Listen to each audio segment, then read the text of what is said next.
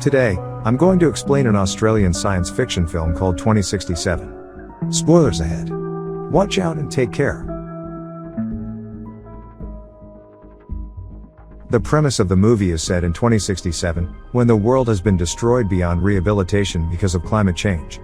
All plant life has been extinct.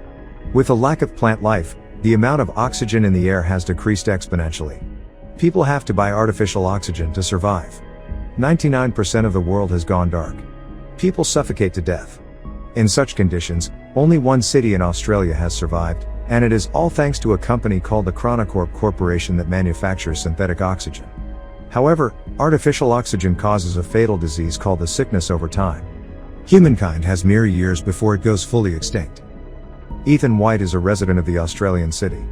He and his friend, Jude, work as mechanics in the Chronicorp Corporation.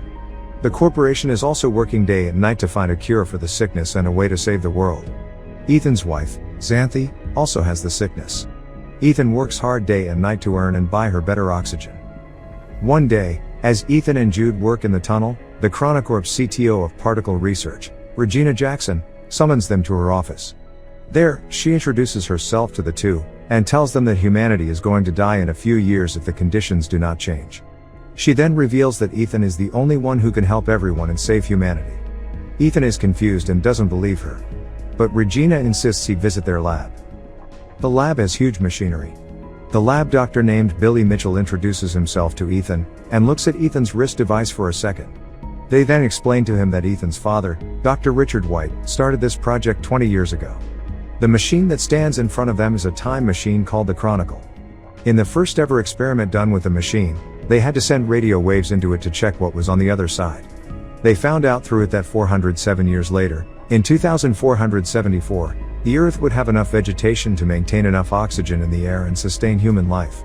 The people come to believe that if humanity still exists several hundred years later, it is likely that they have found solutions to all the problems plaguing their reality. However, a strange activity baffled the scientists there. The waves they sent had come back reformed. When they decoded it, they found out that someone from the future had sent them the message saying, "Send Ethan White." So now, Regina and the whole team want to send Ethan into the future for him to bring back the cure. Ethan is beyond surprised. He doesn't believe them and thinks that Regina is just bluffing. Moreover, he doesn't want to leave his sick wife and go into the future. So, he declines to help. Later, Ethan and Jude are at a diner, where they buy crisp oxygen. Jude tries to persuade Ethan to go through with the plan and help save humanity. However, Ethan laughs at him, saying that he doesn't want to be like his father. Ethan hates his father for never being there for him. 20 years ago, his father left home and went missing, while his mother was killed when he was a kid. Since then, he has been brought up by Jude, who he regards as his older brother as well as best friend. He blames his father for leaving his mother to complete the project, and doesn't want to follow in his path and leave his sick wife. However, Jude manages to persuade him, saying that the only way he can save his wife is by finding a cure. Ethan reminisces of his 8th birthday when his father has bought him a strange box as a gift. As he puts his hands inside the box, a device latches onto his wrist, making him bleed. Richard had placed a permanent hand device on his son. It has been many years, but Ethan doesn't know its use yet. Later at home, Ethan tells Xanthi everything that happened during the day, and she too insists him to go. The following morning, Ethan scribes, "I will find my way back to you on a metal flower," and leaves it beside Xanthi. He then goes to Regina's office again and tells her that if he can find only one cure, they will have to give it first to Xanthi. Regina accepts, and takes him to the lab again. Dr. Mitchell shows him the suit that he has to wear before getting into the machine. As they begin to explain the mission to him, Ethan realizes that they do not have a plan. They have no clue what he will see, or who he will meet at the other end. However, after they put him in the suit, they give him an AI device called the Archie. Archie will show the lab Ethan's vitals at all times. It will also help to navigate his location. Then, they finally throw him into the machine. Inside, Ethan moves at high speed through time. He falls from the sky and lands in an unknown jungle. The friction from the air causes his suit to catch fire, so he quickly gets out of it. Then, he looks around, and is astounded by the beauty of nature. He finds that the world has completely changed. The trees and the natural oxygen are back. He walks in the direction Archie directs him, and sees a bunker door of some sort. But what catches his eyes is a skeleton that lies right in front of the door. Its skull has a bullet hole in it. Furthermore, he looks at the name tag on it and is horrified to see his own name. The skeleton is Ethan's. Ethan also finds the skeleton's Archie, and plays the last recording on it. He hears a man say that this is the only way, and shoots Ethan. Just then, the device's power goes off. He is horrified, believing that this is the fate that awaits him. Then, he notices the skeleton's wrist device. It is identical to Ethan's, except the light glows green in the skeleton's device, but Ethan's has been red his whole life. That night, he lights a fire and eats wild berries. It turns out that the berries were poisonous. Ethan vomits and starts to go unconscious. Ethan wakes up after a while, and is surprised to see Jude in front of him. As it turns out, the lab saw Ethan's vitals dropping and assumed he was having a reaction to poison. So, they quickly sent Jude to the future, with the cure to save him. Sometime later, Ethan and Jude find that his skeleton remains there, which means his fate hasn't changed. They then use Archie to find another door. Some device scans Ethan's eye and grants them access. When they go in, a monitor welcomes him. It asks him for a DNA sample. When he accepts it, his wrist device begins to work, making him bleed. After the blood test, it goes green. The lights to the room turn on and they realize that they are in Chronicorp's lab, 407 years later. The time machine is in front of them too. Jude gets excited because now they have the means to go back to the past, but Ethan doesn't think so, saying they haven't changed anything, and he will end up dead, just like the dead Ethan. Ethan checks the system log and finds a holographic recording made by his father, who explains that the time machine was originally designed to collect the oxygen data in the future planet, and then transmit it back to the past. However, when his father first started the time machine, he received a message asking him to send his son to the future. Despite his misgivings, he chose to do so and made a DNA verification here for Ethan. Soon, Ethan and Jude realize that the time machine won't be able to take them back because its battery has almost depleted after 407 years.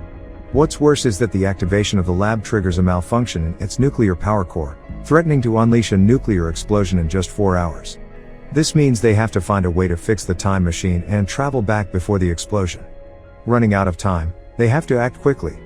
Outside, they are surprised to find a ruined city covered with green plants, but inhabited with no humans, showing that Earth starts to recover itself after human extinction. Human skeletons are scattered everywhere. Ethan gets to his wife's house, only to find her bones, making him fall into despair. Jude tries to persuade him to go back to the past, as the cure against the sickness doesn't seem to exist even in the future world. However, Jude's words make Ethan suspicious. He then turns on the rusty Archie to play the recording once again, from which he recognizes Jude's voice, and it seems Jude is exactly the one who shot him. Jude raises his gun at Ethan, strongly denying that he would shoot Ethan. Ethan finally decides to complete the mission first, so with joint efforts, they manage to repair the power core and then return to the lab. Now the Chronicle system works and they should be able to return to the past. They just need to wait 37 minutes till portal launch. Once the countdown reaches 0, the portal will tether to 2067 for approximately 30 seconds. However, Ethan still finds his body remains behind a door at the same location, which implies that they haven't made any changes to the future. In order to figure out the truth, Ethan pulls out the battery of his current Archie and puts it onto the rusty one. In that way, he gets access to another video, in which Ethan is assured that his future self will be killed by Jude. Jude then confesses that there is no hope of changing the future and he is trying to protect Ethan. Finding it hard to believe, Ethan locks his brother up in a room, then plays back his father's holographic log from the day he died. He soon discovers a conversation between the Chronicorp CTO, Regina Jackson, and his father. It's shown that Ethan's father wanted to use the time machine to save all mankind by finding the cure, but the CTO only intended to use the machine to flee from the dying time with some chosen few. However, whichever plan they choose, someone must travel into the future and turn on the time machine. To safely send living matter through time, it requires an operational link from both sides. In order to stop the CTO with her plan, his father locks the time machine and sets Ethan's DNA as the verification key. In anger at what Ethan's father just did, the CTO killed him immediately. She then orders Jude to kill Ethan's mother and be a guardian to him, so one day they can use Ethan's wristband to get access to the future. Ethan is beyond surprised. The man he thought of as his brother, turned out to be the one who killed his mother and is about to kill him too. He also realizes that he has misunderstood his father, who didn't deliberately abandon the family. Knowing that Regina wants to bring a chosen few into the future, Ethan tries to shut the time machine down, but Jude rushes to stop Ethan and reveals that he's tasked here by the CTO to ensure that Ethan is sent in time to repair the power failure. Once Ethan activates the time machine, he should kill Ethan. However, Jude has formed close emotional relations with Ethan over the years. Seeing his brother-like friend in that state because of him, he is guilt-ridden. So, instead of shooting Ethan, he shoots himself dead. In rage and regret, Ethan is determined to fulfill his father's dying wish, which is to find the cure and save the dying humans. He looks into the monitor, and finds the very first message written by his father. He deduces that the message sent Ethan White was sent by himself. Hence, he codes in the message again and sends it into the past, along with many other things. Meanwhile, in the laboratory of the year 2067, the CTO with a group of privileged chosen people are waiting anxiously for the time machine to be activated. To their shock, however, the time machine sends back hundreds of extinct plants along with a copy of the recorded murder of Ethan's father. Soon after, the time machine is destroyed by Ethan, resulting in the collapse of the CTO's plan. In the end, the CTO is arrested due to the murder. The plants sent back to 2067 are cultivated to revitalize the planet. Ethan's wife also receives a flower sent from him and understands his choice. While Ethan has to stay in the future world alone, he buries Jude and forgives him. A butterfly catches his attention, and leads him again to the same entrance, where Ethan is happy to notice that the corpse of his future self is gone. He rushes to take a look at the world outside, and feels relieved to see a futuristic eco-friendly city, in contrast to the deserted one from earlier. His decision had changed the future of mankind.